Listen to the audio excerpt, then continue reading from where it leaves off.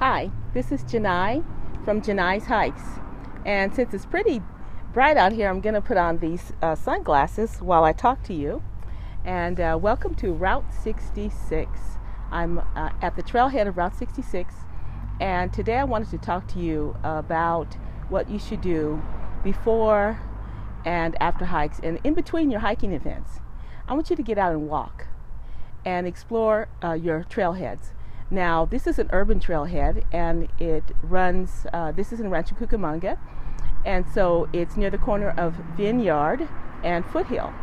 And I have actually ridden this on a bicycle from San Bernardino to Los Angeles, and before this trailhead even existed. But now you can pretty much do it through the Pacific Rail Trail, and then I think this one connects to the right away, just crossing the street, it connects to the Route 66.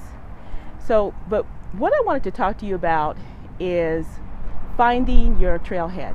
Now, trailheads are urban trailheads, and well-kept or well-maintained trails are going to be marked. It'll say trailhead, or it will say, it'll give you the name of the place, start here, but there will be some kind of marker.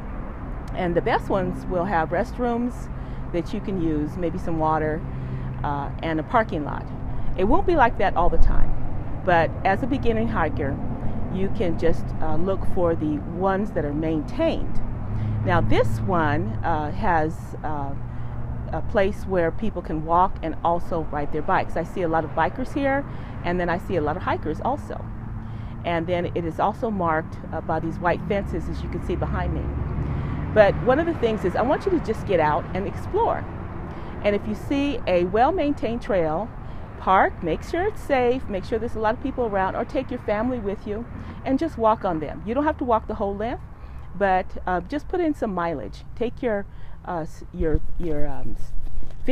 or whatever counts your steps or your miles or whatever, but walk.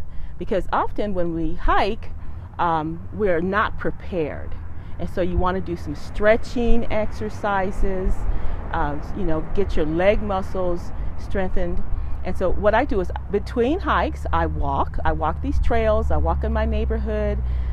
There's nothing that can prepare you better for hiking.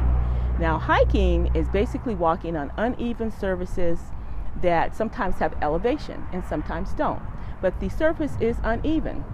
So you have to be prepared with that, with strong leg muscles. You don't have to have super strong, but enough to handle, the rocky surface or the uneven trail. This one's pretty smooth, but occasionally it does have some, dips here and uneven surface. And so I want you to be prepared for that. Another thing that I also do to prepare my legs for hiking, for elevation, or for just prolonged hiking is comfortable shoes. We talked about that before. Sometimes I wear inserts in my shoes just to give me that little extra padding. And also, I do have a gym membership that I don't use as often as I should, and I know you do too.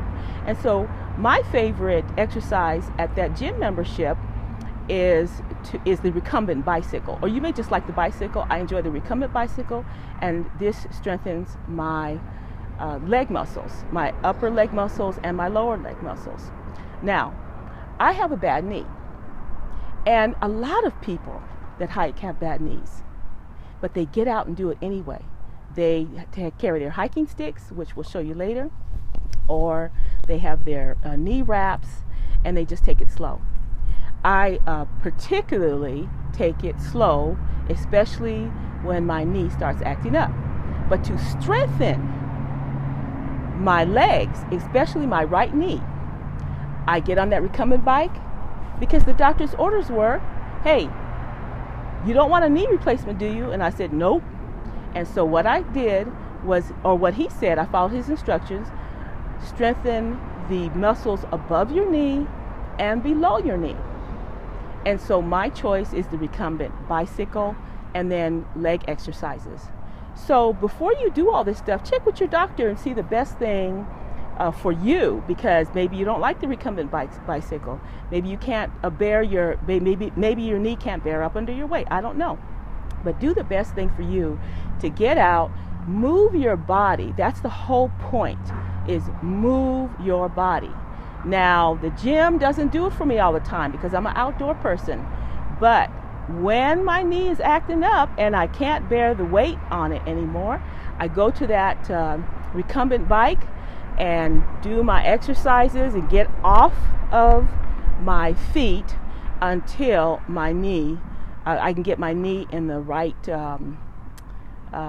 feeling or the right strength in order to take on a trail. So that's one of the things that I want to tell you to do before hikes, between hikes, after hikes. Okay? And while I'm at it, let's talk about eating. When you finish your hike, always plan your meals after you hike. Now, I don't get into diet at all, but always plan your meals. Always eat a healthy meal. And you don't want to mess up the great work that you have done. So I don't recommend you getting out and getting yourself a big old giant burger. Okay? But what I do recommend is you planning a healthy meal. All right? So that's Janai. I wanted to just introduce the urban hiking trail. There's plenty of these white picket fence marked trails all over the place. And if they're not hiked, just be safe. And a good thing to do is to try to do your walking on dirt. It really, really absorbs the shock. Some people prefer cement. I like a combination of both. But eventually you are going to get on dirt. And that's where we're headed next. All right, take care. See you next time.